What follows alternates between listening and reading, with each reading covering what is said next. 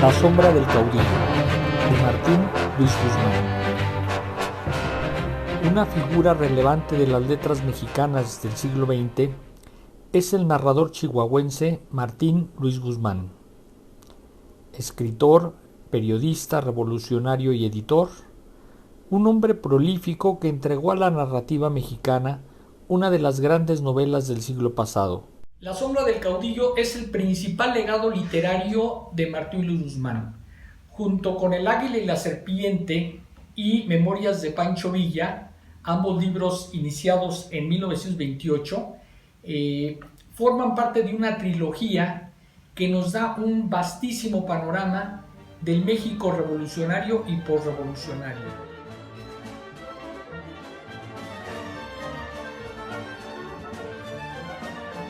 Basada en hechos reales de la historia de México, la novela narra los episodios que condujeron al asesinato de Francisco Serrano, prominente general posrevolucionario, víctima de un complot en su contra, fraguado desde la presidencia de la República a manos de Álvaro Obregón y Plutarco Elías Calles.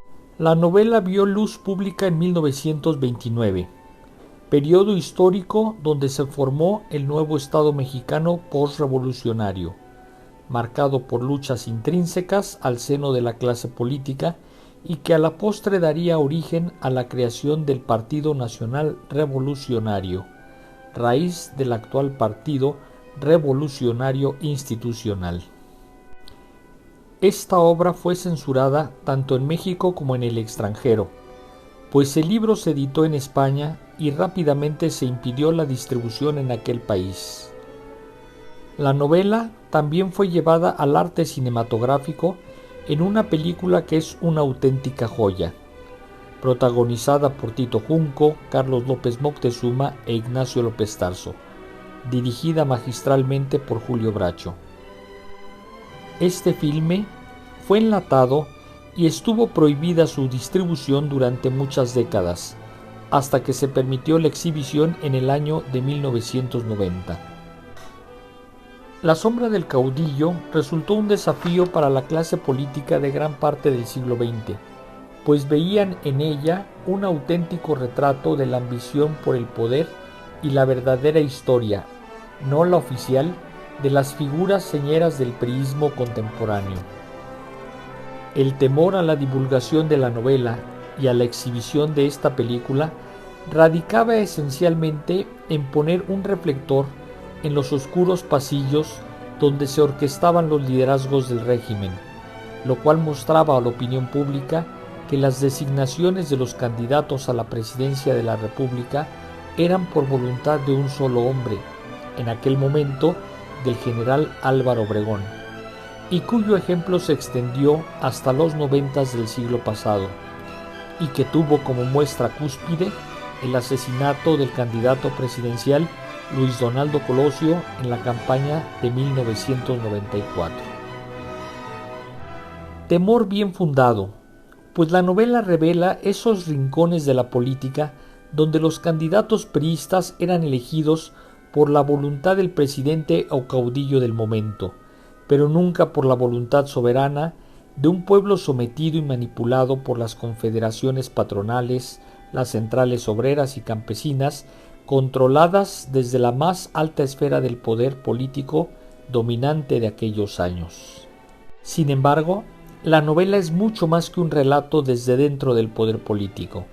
La sombra del caudillo es una obra maestra escrita con los más altos honores y cánones de la narrativa, pues alcanza siempre mantener la atención de quien lee y al mismo tiempo nos va dando probadas de esteticismo y prosa poética. Veamos por ejemplo este pasaje, en el cual el protagonista e hilo conductor del relato, el general Ignacio Aguirre, nos muestra su lado sensible en su profunda admiración por Rosario.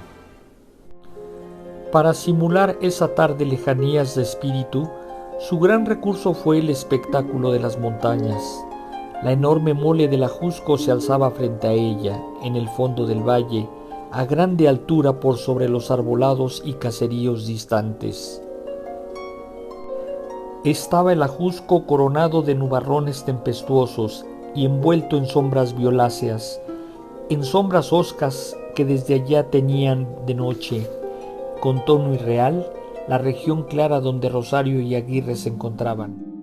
Y durante los ratos más y más largos en que se cubría el sol, la divinidad tormentosa de la montaña señoreaba íntegra el paisaje.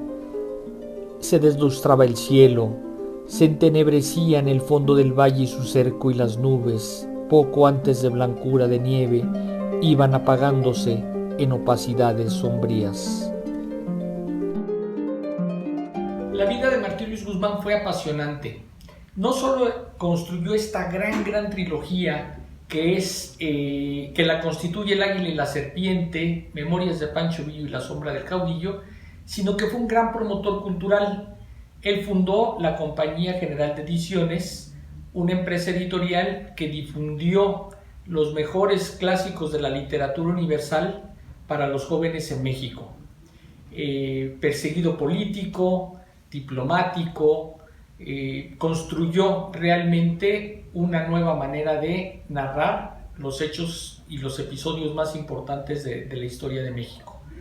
Yo creo que se inscribe en esta tradición de novelistas como León Tolstoy, Ernest Hemingway, que dan fe de los sucesos históricos que a ellos les acontecen y que nos los trasladan con una maravillosa pluma y sobre todo con un esteticismo en su calidad narrativa como los más grandes.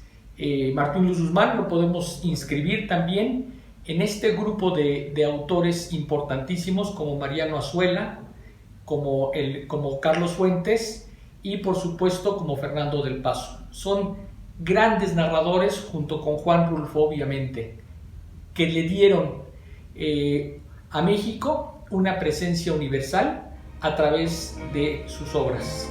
Gracias.